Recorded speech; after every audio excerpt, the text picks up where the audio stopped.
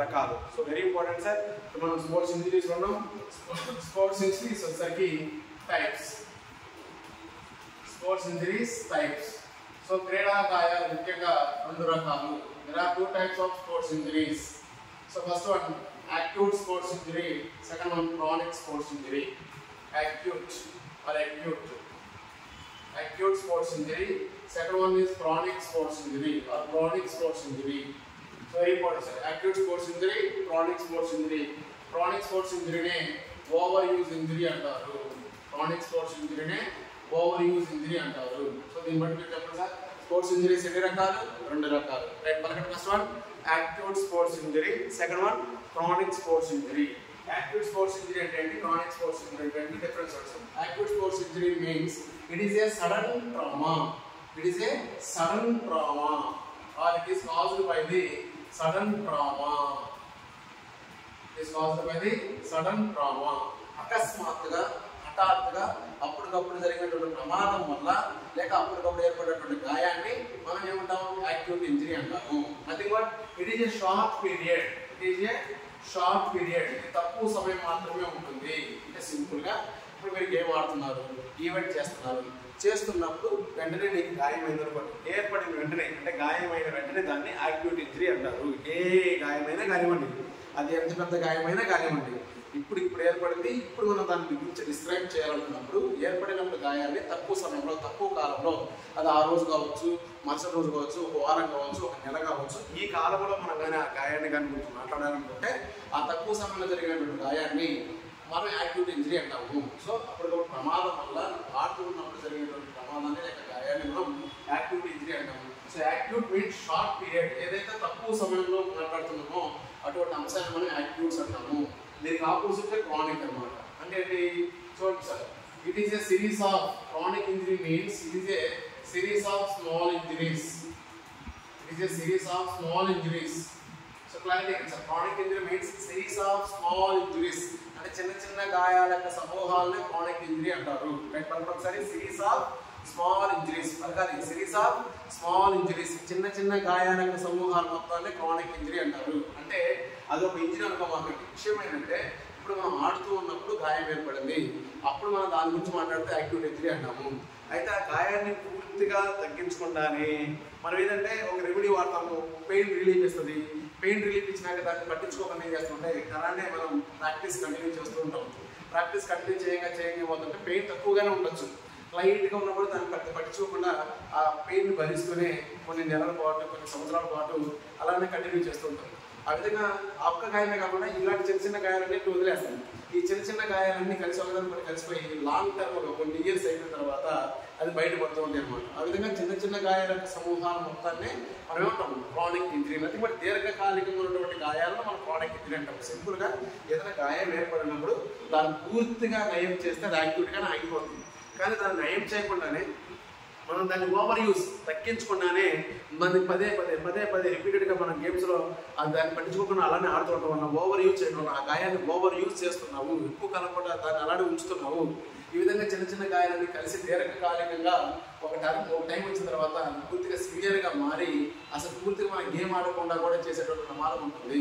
అటువంటి ఇంజరీని chronic injury అంటాం. సింపుల్గా లాంగ్ టర్మ్ పీరియడ్, తక్కువ కాలంలో ఏదైనా ఇంజరీ గురించి మాట్లాడాలంటే దాన్ని యాక్యూట్ ఇంజరీ అని, లాంగ్ టర్మ్లో ఉన్నప్పుడు దీర్ఘకాలికంగా కొన్ని రోజుల పాటు, కొన్ని సంవత్సరాల పాటు వచ్చేటువంటి ఇంజరీస్ని మనం క్రానిక్ ఇంజరీ అంటాం. ఇంకా సింపుల్గా చెప్పాలంటే మీకు హెల్త్ ఎడ్యుకేషన్లో కొన్ని డిసీజెస్ ఉన్నాయి. ఇప్పుడు అప్పటికప్పుడు తగ్గే డిసీజ్ని యాక్యూట్ డిసీజ్ అంటాం. కానీ దీర్ఘకాలికంగా కొన్ని సంవత్సరాల నుంచి తగ్గకుండా అలానే ఉండేటువంటి మొండి రోగాలు ఉంటాయి చూసారా, దీర్ఘకాలిక వ్యాధులు అంటాం. ఆ దీర్ఘకాలిక వ్యాధులు అంటే క్రానిక్ డిసీజెస్ అనమాట. లైక్ క్యాన్సర్, లైక్ హెచ్ఐవి, ఇటువంటి డిసీజ్ అన్నిటి మనం క్రానిక్ డిసీజ్ అంటాం. టైఫాయిడ్, మలేరియా, తర్వాత next fever, general fever, cough, cold, ఇవన్నీ ఏంటంటే యాక్యూట్ డిసీజ్ అనమాట. తక్కువ కాలంలో పూర్తయ్యేవన్నీ యాక్యూట్ డిసీజ్ అని, ఎక్కువ కాలంలో దీర్ఘకాలికంగా కొన్ని రోగాలు అంటే అటువంటి డిసీజ్ని క్రానిక్ డిసీజ్ అంటాం. సో ఎక్కడైనా సరే ఇక్కడ ఇంజరీస్లో కావచ్చు, డిసీజ్లో కావచ్చు, ఇంకొక పదంలో కావచ్చు, గుర్తుపెట్టుకునే ఎగ్జామ్లో ఎక్కడైనా యాక్యూట్ అనే పదం వస్తే షార్ట్ టర్మ్ పీరియడ్ ఆన్సర్ చేయాలి, క్రానిక్ అంటే లాంగ్ టర్మ్ పీరియడ్ గుర్తు చేసుకోవాలి. అప్పటికప్పుడు గాయం ఏర్పడినప్పుడు సడన్ ట్రామా అనేది కూడా యాక్సిడెంట్ లేక గాయమైనప్పుడు, అకస్మాత్తుగా జరిగిన గాయంలో ఏర్పడినప్పుడు మనకు ఏ ఇంజరీని డిస్క్రైబ్ చేయాలి, యాక్యూట్ ఇంజరీగా తీసుకుంటాము. అటువంటి ఇంజరీస్ అన్నింటినీ తగ్గకుండానే మనం వ్యాయామం ఉపయోగించుకుంటూ దీర్ఘకాలికంగా ఓవర్ యూజ్ చేయడం వల్ల పదే పదే ఆ గాయాలు ఉపయోగించడం వల్ల తగ్గకుండా తిరిగి పెద్దయ్యే అవకాశం ఉంటుంది. ఆ విధంగా చిన్న చిన్న గాయాలకు సమూహాలు మొత్తం ఏమంటాం క్రానిక్ ఇంజరీస్ లేక ఓవర్ యూజ్ ఇంజరీస్ అంటారు. అందుకు ముందు చెప్పాల్సిన క్రానిక్ ఇంజరీకి మరొక పేరు ఓవర్ యూజ్ ఇంజరీ. అయితే acute injury a period? Short period. అయితే క్రానిక్ ఇంజరీ ఏ పీరియడ్ ఉంటుంది? Long period. అయితే అక్కడ సింపుల్ గా ఉంటుంది, it develops slowly and lasting for long time. That means it develops slowly. The point that means it develops slowly and lasting for long time. It develops slowly and lasting for long time. అంటే chronic disease ఏమి అప్పటికప్పుడు అకస్మాత్తుగా serious గా తయారవు.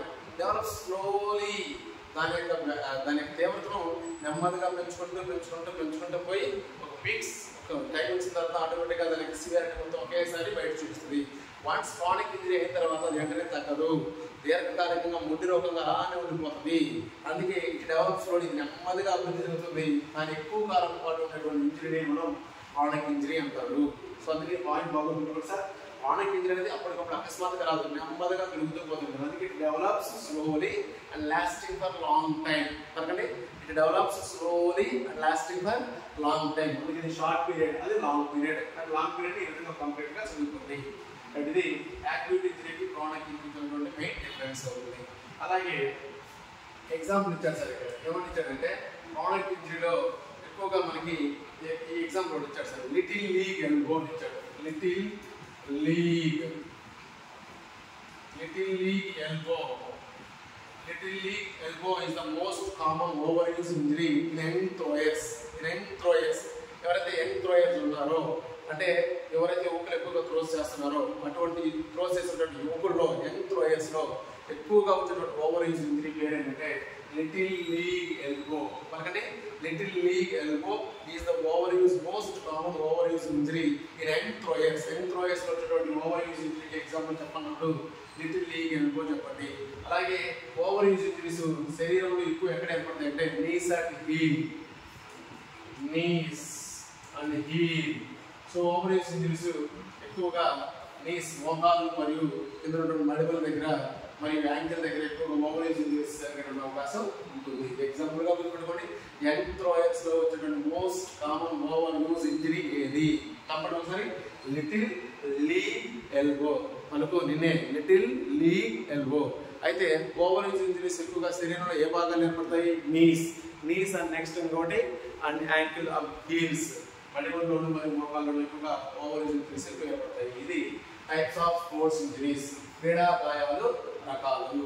దాంట్లో ముఖ్యంగా common sports injuries లో మెయిన్గా చెప్పాల్సింది స్ప్రెయిన్ అండ్ స్ట్రెయిన్. ఈ స్పోర్ట్స్ ఇంజరీస్ లో ముఖ్యంగా గుర్తుపెట్టుకోవాల్సింది sprain injury, strain injury. Sprain and strain మధ్య ముఖ్యమైన డిఫరెన్స్ ఏంటనేది మాట్లాడాలి ఇక్కడ. Ready? Next topic sprain and strain. Sprain వెనుకు, సెకండ్ వన్ స్ట్రెయిన్ సాగదీయటం, సాగిపోవటం. Sprain and strain. So very important, ఇక్కడ ఖచ్చితంగా క్వశ్చన్ పడే అవకాశం ఉంది. వాటి రెండు డిఫరెన్స్ బాగా క్లియర్గా గమనించండి. సో ఏదైనా చెప్పండి sir, bones attached bones to bones కలిపే దాన్ని ఏమంటాం? లెగమెంట్స్ అంటాం. అంటే లెగమెంట్ లో జరిగే ఇంజరీ స్ప్రెయిన్ ఇంజరీ.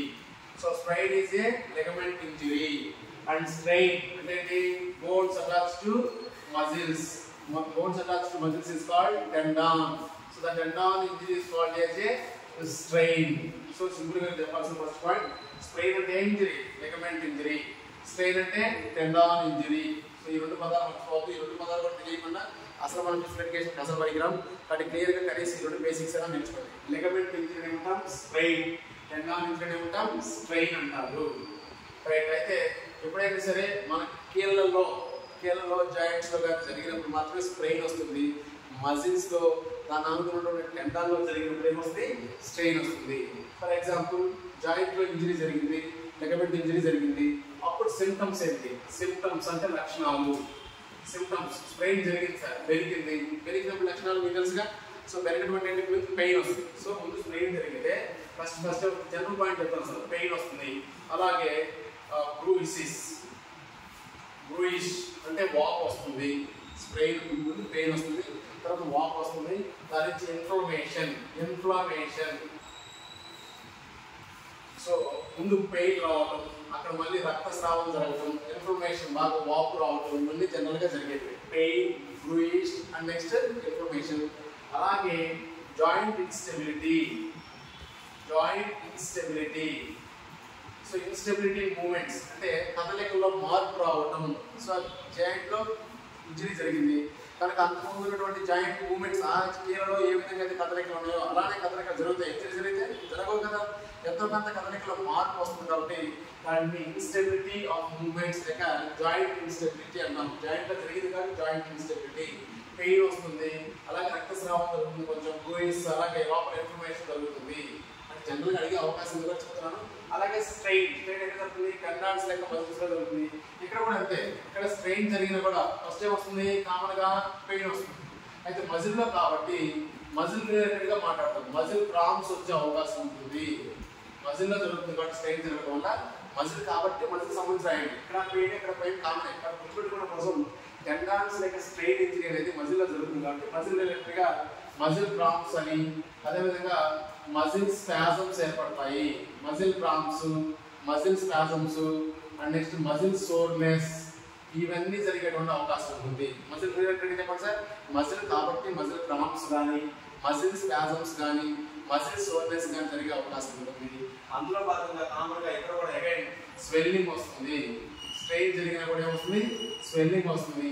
అలాగే ఇన్ఫ్లమేషన్, స్వెల్లింగ్ ఉంటుంది, అలాగే ఇన్ఫ్లమేషన్ గురయ్యేటువంటి అవకాశం ఉంటుంది. 4 పాయింట్స్ ఇవ్వండి. సో ఇవి symptoms of strain and strain. ముందు స్ట్రెయిన్ అంటే ఏంటి, స్ట్రెయిన్ అంటే ఏంటి మరి చెప్పండి sir. What is mean by strain?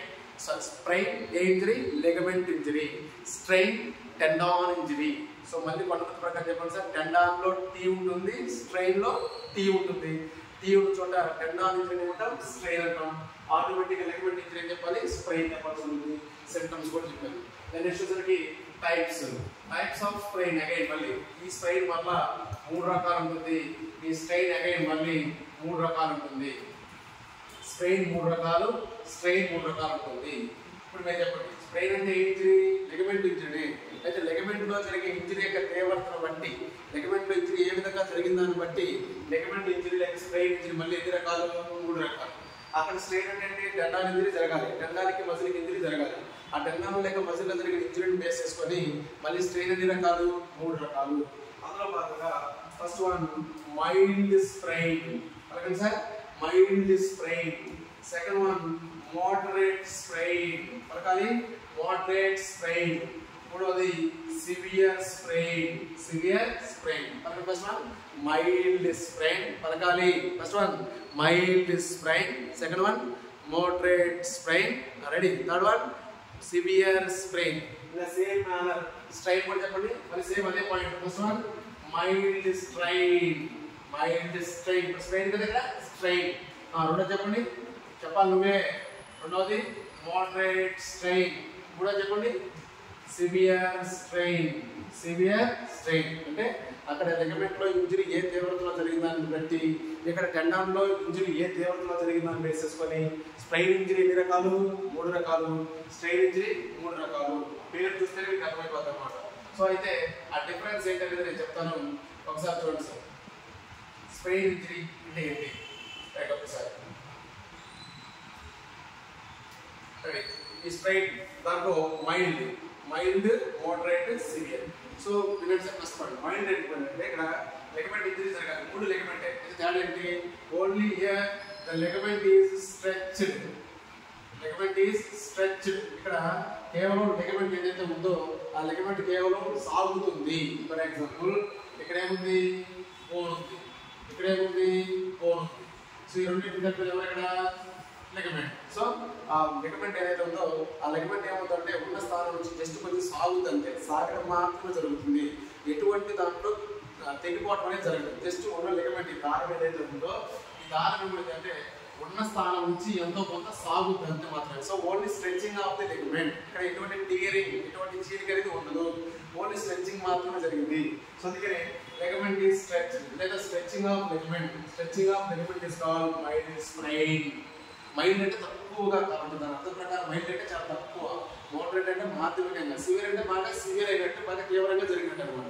So పేరు ప్రకారమే ఇక్కడ ఎటువంటి చీలిక ఉండదు, only the ligament is stretch. ఇది ఒకటి గుర్తుపెట్టుకోండి సార్, ఇక్కడ కేవలం లిగమెంట్ సాగుతుంది, only stretching of the ligaments. అయితే మోడరేట్ అంటే partially tearing of the ligaments, అంటే ఆ లిగమెంట్ పాక్షికంగా కొంచెం మాత్రమే తెగిపోతుంది. అంటే ఇక్కడ ఇప్పుడు చూడండి సార్, అక్కడ సాగినట్టు చూపించారు, ఏది మైల్డ్ సాగింది. మోడరేట్ ఏంటంటే పాక్షికంగా ఎంతో కొంత జస్ట్ ఇలా చీలిపోతుంది, అంతేగాని పూర్తిగా తెగిపోదు. పూర్తిగా విడిపోయి బోన్స్ నుంచి లిగమెంట్స్ అంతా విడిపోయి ఏ బోన్ కా బోన్, ఏ జాయింట్ కా జాయింట్ విడిపోయేటువంటి అవకాశం ఉంటుంది. ఇక్కడ ఓన్లీ కొంచెం పాక్షికంగా మాత్రమే చీలిపోతుంది. సో అందుకని partially tearing of the ligament అనేది గుర్తుపెట్టుకోండి సార్. ఫస్ట్ వన్ ఏం జరిగింది సార్, మళ్ళీ చెప్పాలి. ఫస్ట్ వన్ ఓన్లీ స్ట్రెచింగ్, పలకాలి ఓన్లీ స్ట్రెచింగ్. సెకండ్ వన్ ఏం జరిగింది, పార్షియల్లీ టీరింగ్, పలకాల పదాలు కీవర్డ్స్ పలకాలి. First one only stretching, second one partially tearing, third one సరికి కంప్లీట్లీ టీరింగ్, థర్డ్ వన్ సరికి completely tearing of the ligaments. ఇక్కడ లిగమెంట్స్ పూర్తిగా చీలిపోతాయి. Ligaments పూర్తిగా చీలిపోవడం, ఈ లిగమెంట్స్ ఇక్కడ నుంచి ఇక్కడ కట్ అయిపోతాయి. ఆ బోన్స్ ఏవైతే ఉన్నాయో అప్పటిదాకా పడుకున్నటువంటి బోన్స్ కూడా పక్కకి వెళ్ళిపోతాయి అనమాట. ఈ జాయింట్ అంతా పక్కకి వెళ్ళిపోతుంది, అది సివియర్ అనమాట. అందుకని దాన్ని సివియర్ స్ప్రెయిన్ అంటాము. సో మళ్ళీ చెప్పండి సార్, స్ప్రెయిన్ 3 రకాలు. మొదటి పలకాలి మైల్డ్ స్ప్రెయిన్, నీకోసమే నువ్వే పలకాలి. రెండోది మోడరేట్ స్ప్రెయిన్, మూడోది సివియర్ స్ప్రెయిన్. ఇప్పుడు చెప్పండి ఆ కీవర్డ్స్ చెప్పాలి. ఫస్ట్ దాంట్లో ఏం జరుగుతుంది, only stretching of ligament, only stretching of ligament. Second దాంట్లో పార్షియల్లీ టీరింగ్, పలకాలి పార్షియల్లీ టీరింగ్ ఆఫ్ లిగమెంట్స్. మూడో దాంట్లో completely tearing of the ligaments. తెలుగులో చెప్పండి, లిగమెంట్స్ కేవలం సాగుతాయి, దేంట్లో మైల్డ్ స్ప్రెయిన్. రెండో దాంట్లో లిగమెంట్స్ పాక్షికంగా చీలిపోతాయి. మూడో దాంట్లో లిగమెంట్స్ పూర్తిగా చీలిపోయి అక్కడి నుంచి జాయింట్ అంతా విడిపోయి ఎముకలు ఏంటంటే అటు పక్కకి వెళ్ళిపోతాయి, దాన్ని సివియర్ స్ప్రెయిన్ అంటారు.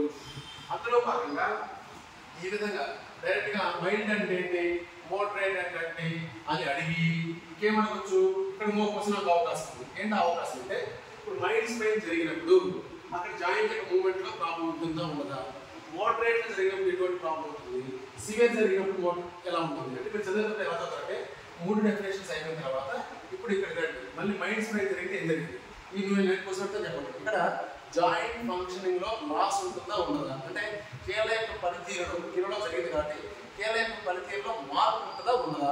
మైల్డ్ స్ప్రెయిన్ జరిగితే అప్పుడు దాకా జరిగిన కీళ్ళ యొక్క పనితీరుకి ఇప్పుడు మైల్డ్ స్ప్రెయిన్ జరిగినప్పుడు కీళ్ళ యొక్క పనితీరులో ఏమైనా మార్పు ఉంటుందంటే ఏ మార్పు ఉండదు. ఇది మైల్డే కాబట్టి కీళ్ళ పనితీరులో పెద్ద ఎక్కువగా మార్పు ఏమి కనబడుతుంది.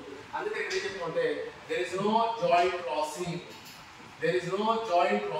దీంట్లో కీళ్ళలో ఇటువంటి మార్పు అనేది జరగదు. ఎందుకంటే మైల్డ్ స్ప్రెయిన్ మాత్రమే, ఓన్లీ సాగదీత మాత్రమే జరిగింది తప్ప నీకు ఎటువంటి ఇంజరీ జరగలేదు కాబట్టి ఇక్కడ there is no loss of joint functioning, దీంట్లో కీళ్ళ యొక్క విధుల్లో ఎటువంటి మార్పు జరగదు.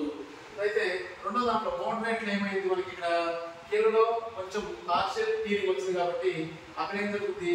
సో మోడరేట్ స్ప్రెయిన్ లో పార్షియల్ టీరింగ్ పాక్షికంగా చీలింది కాబట్టి some loss of joint functioning, ఇక్కడ జాయింట్ ఫంక్షన్ ఎందుకంటే జాయింట్ ఇన్స్టెబిలిటీ ఏర్పడడానికి అవకాశం ఉంటుంది. జాయింట్ ఇన్స్టెబిలిటీ అంటే కీళ్ళ యొక్క కదలికలో ఎంతో కొంత మార్పులు రావడం జరుగుతుంది. మొదటగా జరిగినటువంటి మైల్డ్ స్ప్రెయిన్ లో ఎటువంటి ప్రమాదం లేదు కాబట్టి కీళ్ళ యొక్క కదలికలో ఎటువంటి మార్పు లేదు. So there is no loss of joint functioning. Second అయినటువంటి మోడరేట్ స్ప్రెయిన్ లో ఇస్తారు ఏంటంటే జాయింట్ ఇన్స్టెబిలిటీ ఏర్పడే అవకాశం ఉంటుంది, కీళ్ళ యొక్క కదలికలో కొంత తక్కువ మార్పులు వచ్చేటువంటి అవకాశం ఉంటుంది. మూడో దాంట్లో సివియర్ స్ప్రెయిన్ కాబట్టి ఆల్రెడీ అసలు జాయింట్ దాని యొక్క స్థానం నుంచి పక్కకి వెళ్ళిపోయి ఉంటుంది కాబట్టి ఇక్కడ completely joint loss the completely functioning of the joints, అంటే ఇక్కడ కీళ్ళు తన యొక్క విధులు పూర్తిగా కోల్పోతాయి, తన యొక్క ఫంక్షన్స్ పూర్తిగా కోల్పోయి ఎటువంటి విధులు కానీ ఎటువంటి కదలిక కానీ కంప్లీట్ గా జరగవు. అంటే కీళ్ళలో ఎటువంటి మార్పు లేకుండా కీళ్ళ యొక్క విధుల్లో మార్పు లేనిది మైల్డ్ స్ప్రెయిన్, కీళ్ళ యొక్క కదలికలు ఇన్స్టెబిలిటీ వచ్చే దగ్గర మోడరేట్ స్ప్రెయిన్, కీళ్ళ యొక్క కదలికలు పూర్తిగా కోల్పోయి the joints lost their function అనే దగ్గర సివియర్ స్ప్రెయిన్ లో మాట్లాడతాము. సో ఇది మనం mild sprain, moderate sprain, severe sprain. అలాగే సేమ్ మేనర్ స్ట్రెయిన్, సేమ్ అలానే స్ట్రెయిన్ లో కూడా మళ్ళీ 3 రకాలు చెప్పండి సార్.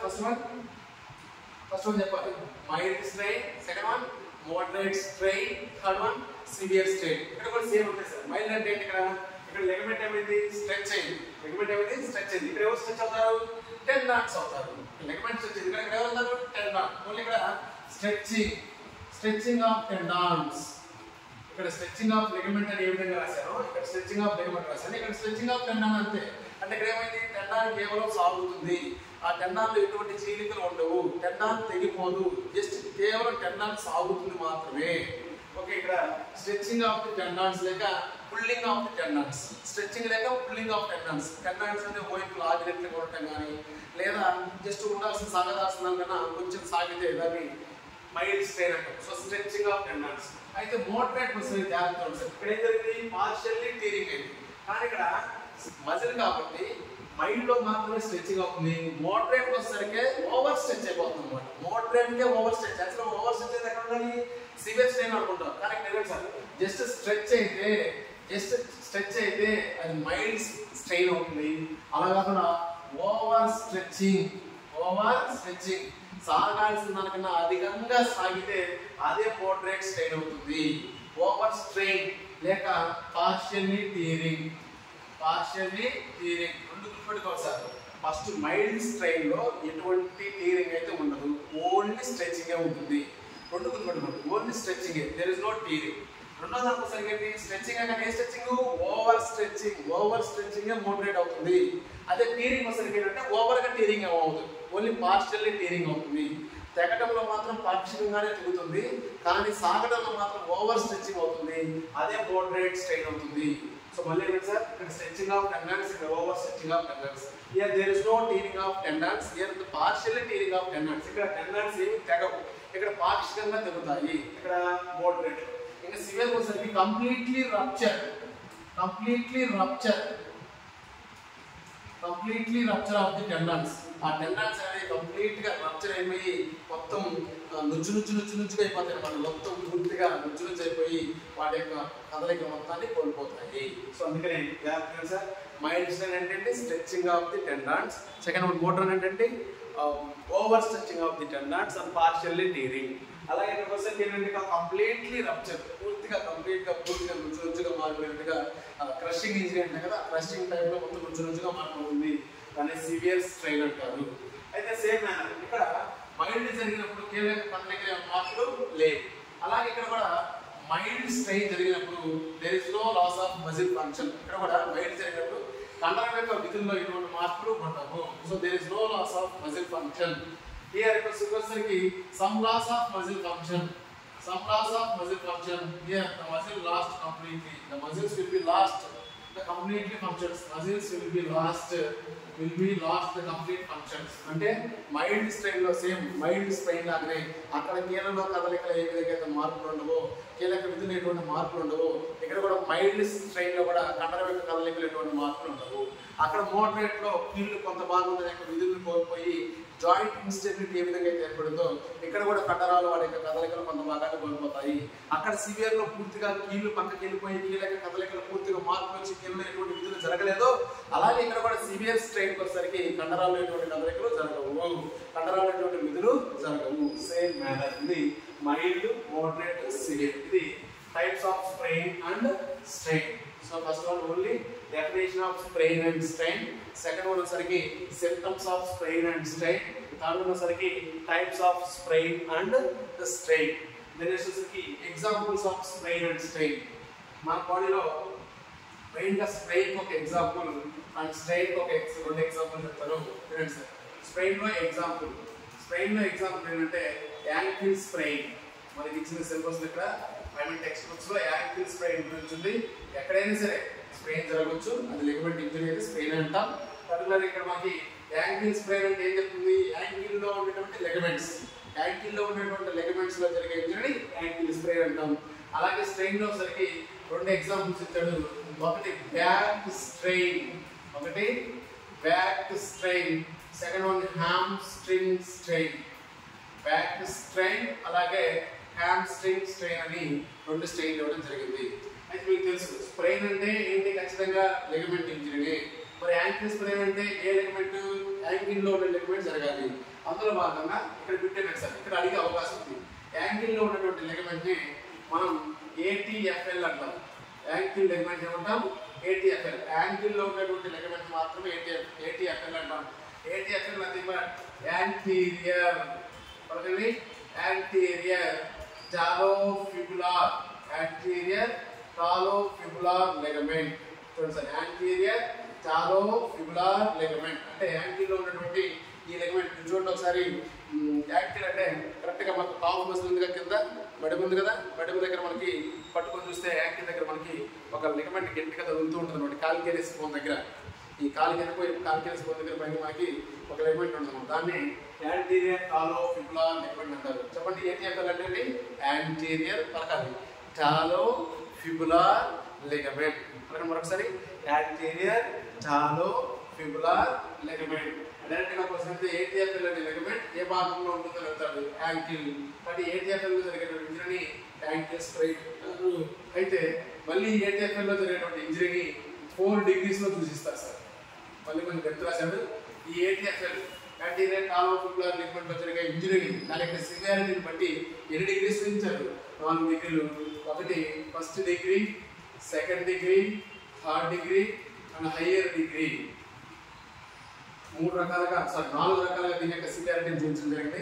ఫస్ట్ డిగ్రీ అంటే here the ATFL was only stretched. అంటే ఇక్కడ ఓన్లీ ఏటీఎఫ్ఎల్ లిగమెంట్ కేవలం సాగడం మాత్రమే జరిగితే అది మాత్రమే మనం ఫస్ట్ డిగ్రీ కింద చూస్తాం. So it is the very most common injury in ankle sprain. Ankle sprain జరిగేటువంటి ఇంజరీస్ లో సర్వసాధారణమైన ఇంజరీ ఏ డిగ్రీ అంటే ఫస్ట్ డిగ్రీ. సో ఫస్ట్ డిగ్రీలో కేవలం ఇందాక మనం చెప్పినట్టు మైల్డ్ గానే, మైల్డ్ ఏ విధంగా ఇది స్ట్రెచ్ అయింది కదా, అలాగే ఇక్కడ కూడా ఫస్ట్ డిగ్రీ అంటే ఏటీఎఫ్ఎల్ ఓన్లీ స్ట్రెచ్డ్, ఓన్లీ అది సాగడం మాత్రమే జరిగితే దాన్ని ఫస్ట్ డిగ్రీ అని. అండ్ పార్షియల్లీ టీరింగ్, పాక్షికంగా తెగితే దాన్ని సెకండ్ డిగ్రీ అని. అండ్ కంప్లీట్లీ రప్చర్, పూర్తిగా తెగిపోయి పక్కకి వెళ్ళిపోతే దాన్ని థర్డ్ డిగ్రీ అంటాం. అయితే 3 అయిపోయినాక మైల్డ్, మోడరేట్, సివియర్ లాగా ఈ 3 కూడా అయిపోయినాయి కదా. మైల్డ్ లాగా ఇక్కడ స్ట్రెచ్ అవుతుంది, మోడరేట్ లాగా ఇక్కడ పార్షియల్ టీరింగ్ అవుతుంది, అక్కడ సివియర్ లాగా ఇక్కడ కూడా కంప్లీట్లీ రచ్ అవుతుంది. మరి హయ్యర్ డిగ్రీ అంటే 4వ డిగ్రీ ఏంటంటే it requires more time to recover. ఇంకా కంప్లీట్లీ రప్చరే కాకుండా అసలు ఆ గాయం నుంచి బయటపడే విధంగా బయటపడటానికి కూడా ఎక్కువ సమయం తీసుకుంటే దాన్ని హయ్యర్ డిగ్రీ అంటాము. అంటే సివియర్ ఇంజరీ జరిగి it takes more time to recover అవ్వడానికి కూడా అత్యధికంగా సమయం తీసుకుంటే దాన్ని హయ్యర్ డిగ్రీ అంటాము. సో ఇక్కడ మీరు గుర్తుపెట్టుకోవాల్సింది 2 క్వశ్చన్స్ సార్. ఒకటి, యాంకిల్లో ఉండేటువంటి లిగమెంట్ ని ఏమంటారు? పలకండి, యాంకిల్లో ఉండే లిగమెంట్ ఏమంటాం? ఏటీఎఫ్ఎల్ లిగమెంట్ అంటారు. ఏటీఎఫ్ఎల్ లిగమెంట్ లో జరిగే ఇంజరీ యొక్క తీవ్రతను బట్టి, ఆ ఇంజరీస్ ఎన్ని రకాలుగా వర్గీకరించారు? 4 రకాలుగా వర్గీకరించారు. అవేంటి? First degree, second degree, third degree, hire degree injuries గా 4 రకాలుగా వర్గీకరించడం జరిగింది. ఇది ఏటీఎఫ్ఎల్ గురించి, యాంకిల్ స్ప్రెయిన్ గురించి. అలాగే ఇక్కడ ఒకటే ఎగ్జాంపుల్ ఇచ్చారు స్ట్రెయిన్ కి. స్ట్రెయిన్ కోసం 2 ఎగ్జాంపుల్ ఇచ్చారు. ఆ 2 ఎగ్జాంపుల్స్ ఏ స్ట్రెయిన్ ఎక్కడ జరుగుతుందో మీరు చెప్తే చాలు. ఒకటి ఏ స్ట్రెయిన్? Back strain. Second one hamstring strain. Hamstring strain అంటే నేను చెప్పకుండానే చెప్తాను. ఎందుకని? హ్యామ్స్ట్రింగ్ స్ట్రెయిన్ అంటే ఎక్కడ జరుగుతుంది? హ్యామ్స్ట్రింగ్ మజిల్ లో జరుగుతుంది అని చెప్పేస్తారు. మరి బ్యాక్ స్ట్రెయిన్ అంటే ఎక్కడ జరుగుతుంది చెప్తావుగా? చెప్పలేవు కదా. దాన్ని క్వశ్చన్కి అవకాశం ఉంటుంది. లేదా ఏ యాక్టివిటీస్ చేస్తున్నప్పుడు ఆ బ్యాక్ స్ట్రెయిన్, ఏ యాక్టివిటీస్ చేస్తున్నప్పుడు హ్యామ్స్ట్రింగ్ స్ట్రెయిన్ జరిగే అవకాశం ఉంటుంది అని క్వశ్చన్ వేసే అవకాశం ఉంది. కాబట్టి మనం తెలుసుకోవాల్సింది బ్యాక్ స్ట్రెయిన్ అంటే ఏ మజిల్ లో జరుగుతుంది, ఏ యాక్టివిటీస్ లో జరుగుతుంది. హ్యామ్స్ట్రింగ్ స్ట్రెయిన్ అంటే ఏ మజిల్ లో జరుగుతుంది, ఏ యాక్టివిటీస్ లో జరుగుతుందో అడుగుతాడు. సో ఇప్పుడు ఫస్ట్ బ్యాక్ స్ట్రెయిన్ గురించి చూద్దాం. బ్యాక్ స్ట్రెయిన్ తెలియాలంటే మీకు స్కెల్టన్ సిస్టమ్ లో బ్యాక్ బోన్ అని ఎవరు పిలుస్తారు చెప్పండి. స్కెల్టన్ సిస్టమ్ లో బ్యాక్ బోన్ అని ఒక బోన్ గురించి చెప్పాను. ఏ బోన్? vertebrae, వెన్నెముకని బ్యాక్ బోన్ అంటాము. So vertebrae from here the cervical part, here it is the cervical part and it is the thorax part and it is the lumbar. So it is the cervical vertebrae, thorax vertebrae, lumbar vertebrae, sacral vertebrae and coccyx vertebrae. So ఈ vertebrae మొత్తాన్ని మనం back bone అంటాం. Back bone అని పిలిచే కదా. అయితే ఈ back bone ఉండేటువంటి మజిల్స్ నే మనం బ్యాక్ మజిల్ గా తీసుకోవాలి. అందులో కూడా vertebrae చుట్టూ ఉన్న అన్ని మజిల్స్ కాదు, పర్టికులర్ గా ఇక్కడ స్పైన్ మజిల్స్. స్పైన్ అంటే సర్వైకల్. ఈ సర్వైకల్ పార్ట్ ని మనం స్పైన్ అంటాం. ఎందుకు? దీనికి మెదడు నాడీ వ్యవస్థకు సంబంధం ఉంది. ఏమని? ఇక్కడ బ్రెయిన్ కనెక్టెడ్ ఉంది, స్పైనల్ కార్డ్, మెదడు మరి వెన్నుపాము ఉంది. ఈ వెన్నుపాము అనేది మనకి వెన్నెముకలోకి ప్రయాణించి ఈ వెన్నెముకలోని ఎముకల చేత రక్షించబడుతూ ఉంటుంది.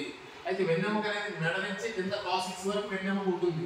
అదేవిధంగా వెన్నుపాము కూడా మెడ నుంచి కింద దాకా ఏమీ ఉండదు. ఈ ఏరియాలో మెడ ప్రాంతంలో మాత్రమే మనకి వెన్నుపాము ఉంటుంది. వెన్నెముక లోపల వెన్నుపాము ఉంటుంది. ఈ వెన్నుపామునే ఇంగ్లీష్ మనం స్పైన్ అంటాం. ఇది మెడ వరకే వ్యాపించి ఉంటుంది కాబట్టి ఈ మెడనే సర్వైకల్ అని కానీ స్పైన్ పార్ట్ అని కూడా పిలవచ్చు. బట్ అందుకనే ఇక్కడ ఏంటంటే సార్ ఇక్కడ స్పైన్ మజిల్స్ బ్యాక్ స్ట్రైన్ అనేది ఏంటంటే ఇక్కడ క్లారిటీ ఉంది sir. Back strain is occurs in the spine muscles around the neck. ఎక్కడైతే మెడలో ఉన్నటువంటి కండరాలు ఏవైతే ఉన్నాయో ఈ కండరాల్లో వచ్చేటువంటి స్ట్రైన్ ని మనం బ్యాక్ స్ట్రైన్ అంటాము. సో అందుకే డైరెక్ట్ గా చూస్తే స్పైన్ మజిల్స్ ఈ మెడ ప్రాంతంలో ఉన్నటువంటి కండరాల్లో జరిగేటువంటి స్ట్రైన్ ఏమంటాం బ్యాక్ స్ట్రైన్ అంటాం. It happens example A event లో జరిగే అవకాశం ఉంటుందంటే వాలీబాల్ లో కానీ బాస్కెట్బాల్ షూటింగ్ లో కానీ మనకి బ్యాక్ స్ట్రైన్ వచ్చే అవకాశం ఉంటుంది. వాలీబాల్ సర్వీస్ లో కానీ లేదా బాస్కెట్బాల్ షూటింగ్స్ లో కానీ మనకి బ్యాక్ స్ట్రైన్ వచ్చే అవకాశం ఉంటుంది. ఎగ్జాంపుల్ చెప్పాల్సిన వాలీబాల్ ఒకటి, బాస్కెట్బాల్ లో మనకి బ్యాక్ స్ట్రైన్ వచ్చే అవకాశం ఉంటుంది. సో అదే బ్యాక్ స్ట్రైన్ ఏ మజిల్లో జరుగుతుంది, బ్యాక్ స్ట్రైన్ కావాల్సిన యాక్టివిటీస్ ఏంటి. అలాగే హ్యామ్ స్ట్రింగ్ స్ట్రైన్ అంటే మీరు డైరెక్ట్ చెప్తారు హ్యామ్ స్ట్రింగ్ మజిల్లో జరుగుతుంది. హ్యామ్ స్ట్రింగ్ మజిల్స్ లో జరిగేటువంటి ఇంజరీని హ్యామ్ స్ట్రింగ్ స్ట్రైన్ అంటాం. సో పేరు మీద కాబట్టి చెప్తాం ఈజీగా. అయితే నాకు ఒకసారి చెప్పు హ్యామ్ స్ట్రింగ్ మజిల్ అనేది బాడీలో ఎక్కడ ఉంటుంది? హ్యామ్ స్ట్రింగ్ మజిల్ బాడీలో ఎక్కడ ఉంటుంది? థైస్ తొడలో ఉంటుంది. మళ్ళీ థైలో ఫ్రంట్ సైడా బ్యాక్ సైడా? థైలో ఫ్రంట్ సైడా బ్యాక్ సైడా? Back side. ఫ్రంట్ సైడ్ ఎవరు ఉన్నారు? క్వాడ్రిసెప్స్. ఫ్రంట్ సైడ్ ఏమో క్వాడ్రిసెప్స్ ఉంటాయి థైలో. అదే థైలో తొడలో బ్యాక్ వైపు ఉండేది హ్యామ్ స్ట్రింగ్ మజిల్. క్వాడ్రిసెప్స్ వరకు ఏమో పేరు కొంటారు 4 ఉంటాయి. హ్యామ్ స్ట్రింగ్ మజిల్స్ ఎన్ని ఉంటాయి? 3 ఉంటాయి. ఏమి నేర్చుకున్నాక మస్కులర్ సిస్టంలో. సో అయితే థైలో బ్యాక్ సైడ్ తొడలో వెనకవైపు ఉండే కండరాలని హ్యామ్ స్ట్రింగ్స్ అంటాం. ఈ హ్యామ్ స్ట్రింగ్ మజిల్స్ మళ్ళీ 3 ఉంటాయి. ఈ హ్యామ్ స్ట్రింగ్ మజిల్లో వచ్చేటువంటి ఆ స్ట్రైన్ మనం హ్యామ్ స్ట్రింగ్ స్ట్రైన్ అంటాము. ఎక్కువగా hamstring strain regular athletes ఎక్కువ వస్తూ ఉంటుంది. అయితే అది ఏ ఈవెంట్స్ లో రావడానికి అవకాశం ఉంటుందంటే కికింగ్ ఆఫ్ ఫుట్బాల్ ఆడుతున్నప్పుడు బాల్ గట్టిగా మనం పైకి కికింగ్ చేయడం వల్ల కానీ లేదా కికింగ్ ఆఫ్ ఫుట్బాల్ కానీ అదేవిధంగా నెక్స్ట్ రన్నింగ్ వల్ల కానీ నెక్స్ట్ వచ్చేసరికి kicking of football and running and next వచ్చేసరికి లీపింగ్ చేస్తాం. మనం సాఫ్ట్ బాల్ చేసేటప్పుడు మనం డ్రాగింగ్ చేసుకుంటూ బాల్ని లీప్ చేస్తాం. బాల్ని ఈ విధంగా డ్రాగ్ చేస్తూ లీప్ చేస్తూ ఉంటాం. ఈ లీపింగ్ చేసే సమయంలో కానీ లేదా కికింగ్ చేసే సమయంలో కానీ రన్నింగ్ చేసే సమయంలో కానీ మనకి హ్యామ్ స్ట్రింగ్ స్ట్రైన్ అనేది ఏర్పడడానికి అవకాశం ఉంటుంది. సో ఇక్కడ నేను ఏం చెప్పలేదు, బ్యాక్ స్ట్రైన్ అంటే ఏ మజిల్లో జరుగుతుంది, హ్యామ్ స్ట్రింగ్ స్ట్రైన్ అంటే ఏ మజిల్లో జరుగుతుందని చెప్పాను. ప్లస్ ఆ బ్యాక్ స్ట్రైన్ జరగడానికి అవకాశం ఉన్నటువంటి యాక్టివిటీస్ లైక్ ఈవెంట్స్ ఏంటి, హ్యామ్ స్ట్రింగ్ స్ట్రైన్ జరగడానికి అవకాశం ఉన్నటువంటి ఈవెంట్స్ ఏంటో చెప్తే సరిపోతుంది. సో ఈ విధంగా సింపుల్ గా ఇది కామన్ స్పోర్ట్స్ ఇంజరీస్ లో మీరు గుర్తుపెట్టుకోవాల్సింది. ఫస్ట్ ఏం చెప్పాను, types of sports injuries, acute injuries and chronic injuries చెప్పాను. దెన్ నెక్స్ట్ సెకండ్ వన్ ఆ ఇంజరీస్ లో స్ట్రెయిన్ అండ్ స్ట్రెయిన్ ఎక్కడ జరుగుతుంది, స్ట్రెయిన్ ఎక్కడ జరుగుతుంది, స్ట్రెయిన్ సింప్టమ్స్ ఏంటి, స్ట్రెయిన్ టైప్స్ ఏంటి, ఆ టైప్స్ లో ఏ టైప్ ఎలా గుర్తించాలి, జరిగినప్పుడు మూమెంట్ యొక్క పరిస్థితి ఏంటి, మళ్ళీ స్ట్రెయిన్ ఎక్కడ జరుగుతుంది, మూమెంట్ యొక్క పరిస్థితి ఏంటి. దెన్ మళ్ళీ స్ట్రెయిన్ లో ఎగ్జాంపుల్ యాంకిల్ స్ట్రెయిన్ గురించి, స్ట్రెయిన్ లో back strain and ham strain గురించి. ఇంతలో స్ట్రెయిన్ అండ్ స్ట్రెయిన్ కంప్లీట్ అయిపోయింది. దెన్ నెక్స్ట్ సరికి soft tissue injuries and hard tissue injuries.